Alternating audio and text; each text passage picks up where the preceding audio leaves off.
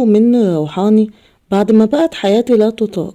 بقى عندي يقين ان في بلاوي في حياتي، اسحار وحسد ويمكن كمان مس من الجن. وعشان كده خبطت على كل الابواب واستنيت حد يساعدني ويقف جنبي. وللأسف يوم ما بعت صورتي ده كان اغبى قرار خدته في حياتي. كل حاجة بدأت من وانا صغيرة، لما ورثت الخوف من العين من امي الله يرحمها، لدرجة اني بقيت بقدس المثل ده: داري على شمعتك تنور. واحسن طريقة تبعد بيها عنك العين انك تعيش في دور الضحية، المظلوم اللي الدنيا جاية عليه ومش لاقي ياكل، اللي المرض والجوع والمشاكل ما بتخبطش غير على بابه هو بس. في المقابل اياك تتكلم عن اي حاجة كويسة تحصل في حياتك. من الاخر كده تدمن الشكوى، تعيش وتموت وانت بتشتكي. واستمر الحال سنة ورا سنة، ومشيت على نهج أمي، كله شكوى في شكوى، لحد ما جوزي نفسه قرف مني وطلقني. حتى الشقة سابها لي ومشي. وعرفت ان رغم كل ده لسه في ناس بتحسدني وتعمل لي اعمال، ولا ما كنتش اتطلقت عشان بس بشتكي. ما كل الستات بتشتكي، منهم لله بتوع الاسحار واللي عينيهم وحشة. وبدأت ادخل في السكة دي بكل كياني. كل اللي كنت بتمناه حد يعمل لي حجاب او حاجة تحميني من شر الناس، حاجة تخليني اتجوز من تاني واشتغل في مكان كويس بدل البهدلة اللي انا عايشة فيها دي. وبدأت ادور على الناس بتوع رد المطلقة وقلب الحبيب وغيرهم من الناس دي. دخلت جروبات كتير لعلوم الروحانيات، وبقيت من انشط الاعضاء كمان. كنت بشوف بوستات من نوعية: سيب اسمك واسم امك وتاريخ ميلادك عشان اكشف عليك، حط صورة كف ايدك للكشف، حط صورتك عشان اكشف عليك. وللأسف كانوا كلهم مراهقين عايزين يستدرجوا البنت على الخاص عشان ياخد منها اي حاجة بحجة انه روحاني.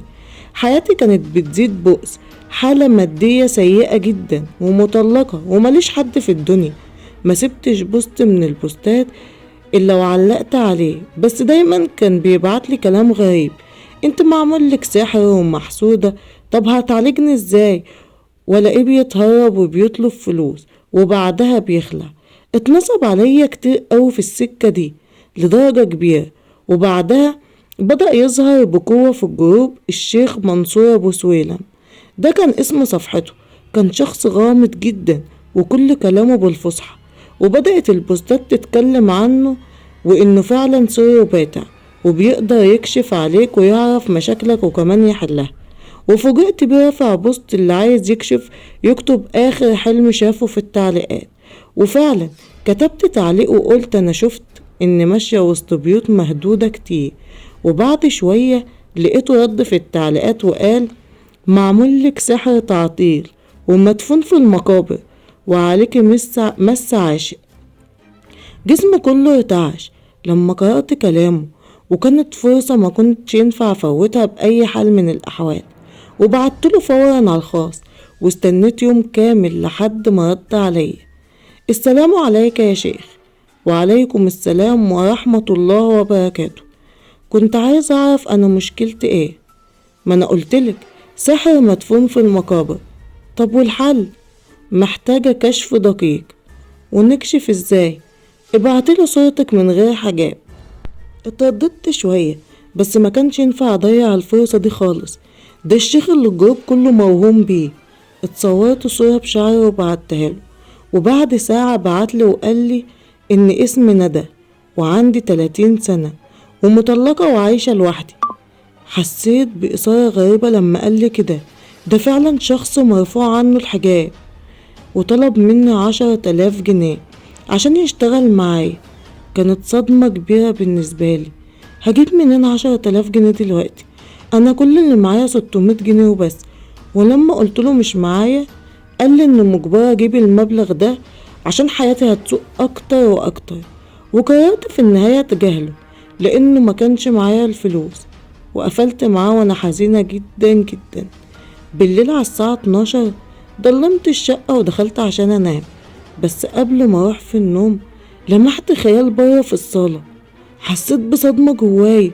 مصيبة لو كان حرامي ده ممكن يقتلني، بس لو حرامي فدخل منين؟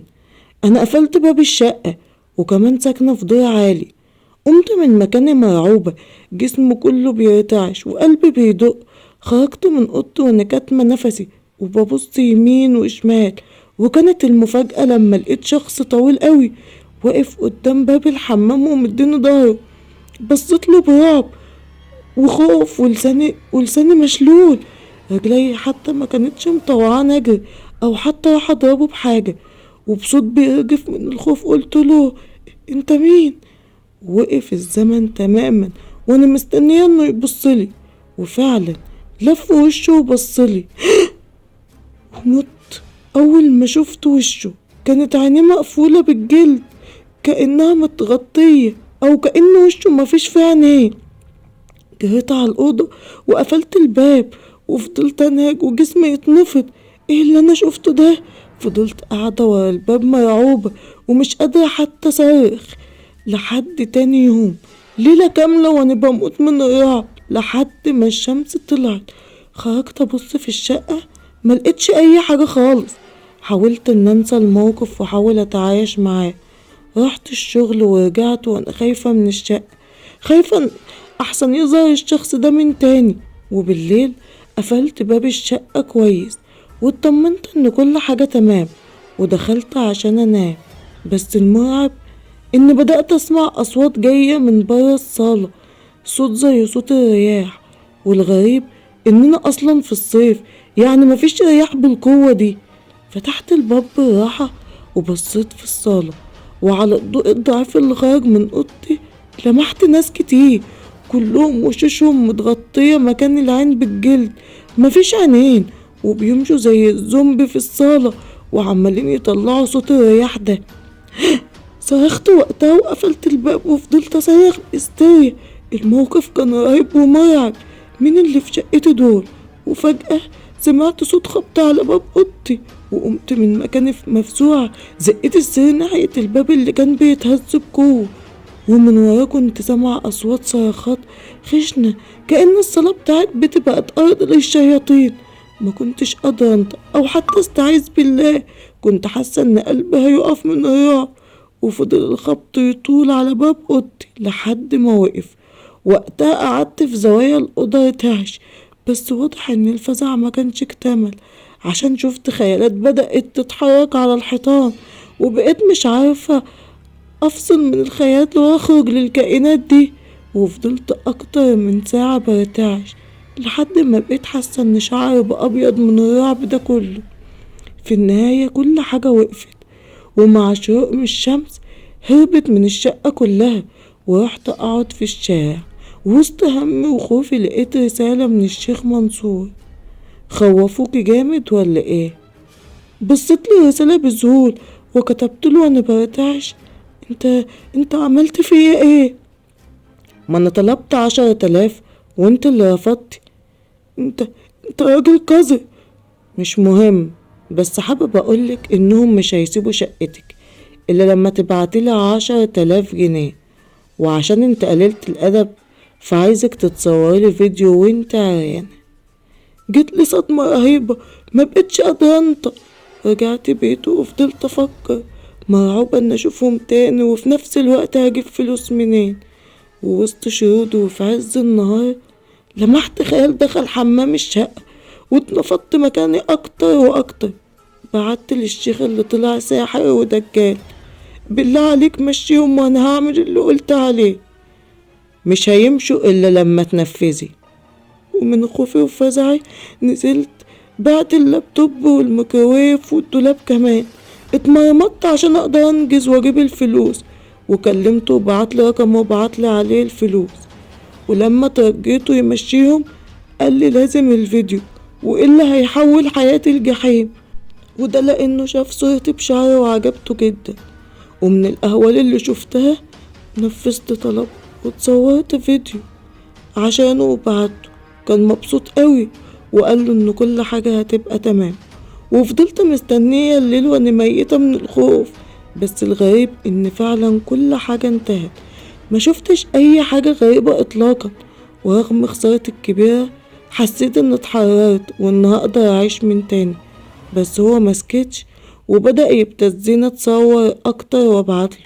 كان شخص جزر جدا وبيطلب صور بطرق معينة، لدرجة انه طلب مني اشتري كيس دم واغرق جسمي بيه واتصور، وكنت زي الكلب بنفذ كل طلباته، لحد ما في ليلة عرضت عليه عرض ان اشهر واحدة في الجروب، ولو حكيت تجربتي معاه انها ناجحة ناس كتير هتثق في كلامه وهتجيله، بس في المقابل ينساني خالص.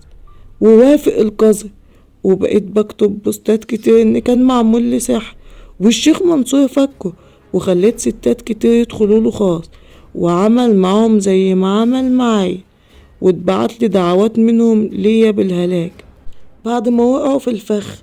بس انا قلت انا مالي عشان يتلهي معاهم وينساني شوية، وعرفت للأسف بعد فوات الأوان ان الشخص ده ساحر وعامل عهد مع الشيطان، وان من خلال صورتك بيعمل حاجة اسمها استنطاق للقرين، وبيعرف عنك معلومات كتير ويقولها لك عشان تنبهري بيه، وبعدها بيسلط عليكي من خلال صورتك وكلامك مع الجن عشان تخافي وتبعتيله فلوس، وهو ما بيعالجش، هو بيخرب حياة الناس وبس.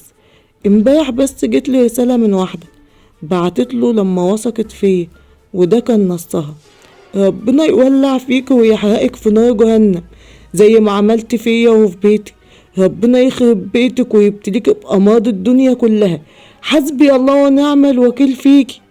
كلامها خلاني اعرق من الخوف وجسمي كله يتنفض، ولقيت نفسي بحذف اكونت الفيس كله، وبقيت عايشة في جحيم ورعب، خايفة انه يلاحظ اني بعدت فيبعتلي الجن، وتحولت حياتي الجحيم من القلق والتوتر.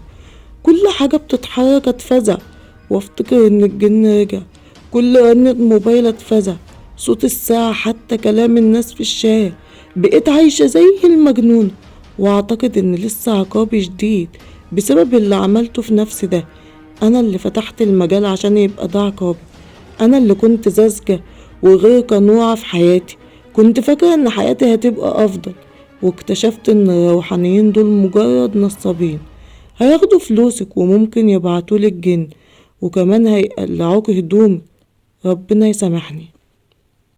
القصة دي قصة حقيقية، وطبعا عايزة اقول لكم: من اتى عرافا فصدقه فقد كفر بما انزل على محمد. وكانت دي نهاية حكايتنا.